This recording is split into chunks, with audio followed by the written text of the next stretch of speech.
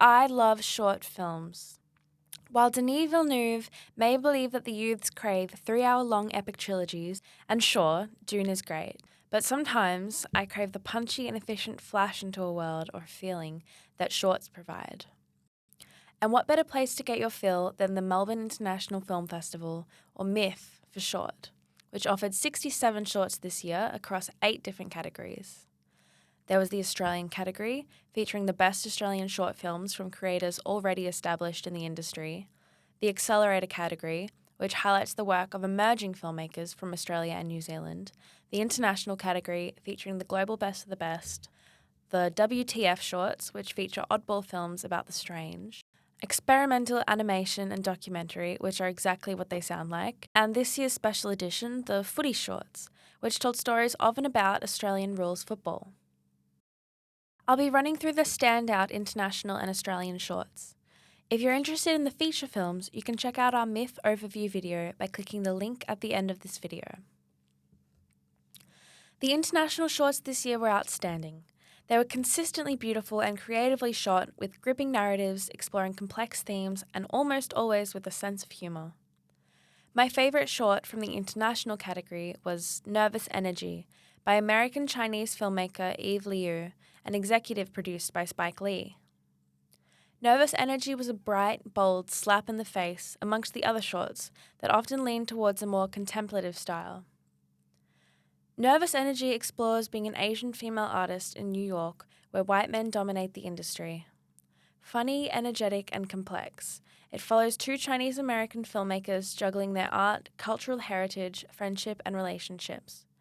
It also plays with the white male gaze, especially in how the protagonist's white boyfriend fails to accurately perceive her.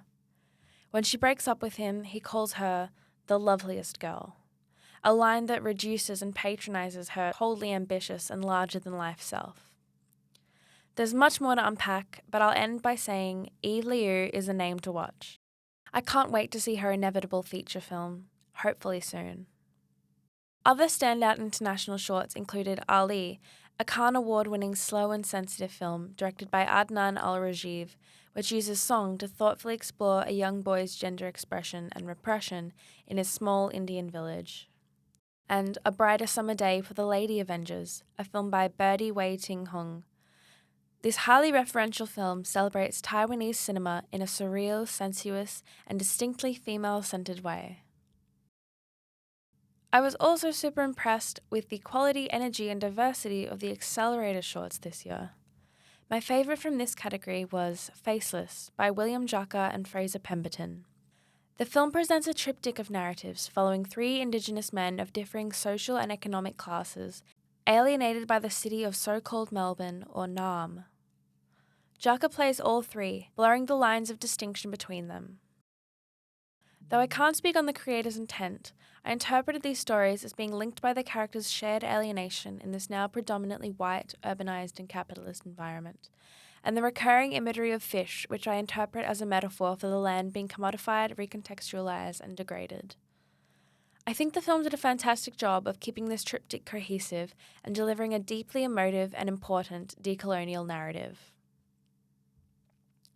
Another standout was Interview with a Hero by Andy Celeste Diep, a beautifully composed film that follows a Cambodian-Australian shadow puppeteer who is interviewed on TV to share his art and culture.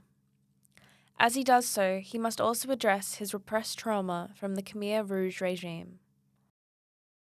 I actually found the films from the emerging filmmakers to be, on the whole, more interesting and impressive than those by the already established filmmakers. However, there were still many standouts from those filmmakers in the Australian category.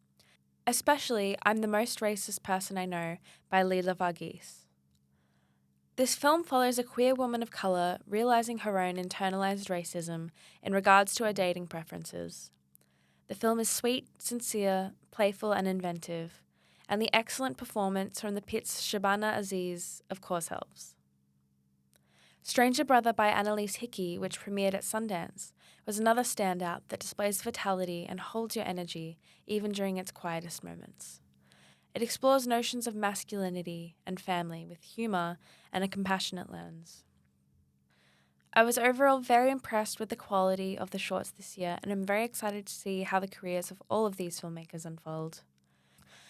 It's always great to see at MIFF how well the short film sessions sell. It shows that shorts are more engaging and in demand than ever, especially with the popularity of YouTube, TikTok, and Reels. I think it's time shorts were granted the esteem that they deserve. There is a place in cinema for both epics and microcosms. Thanks for watching. Let me know in the comments below what your favourite short films are. Don't forget to like and subscribe to see more Take 27 content on all things cinema.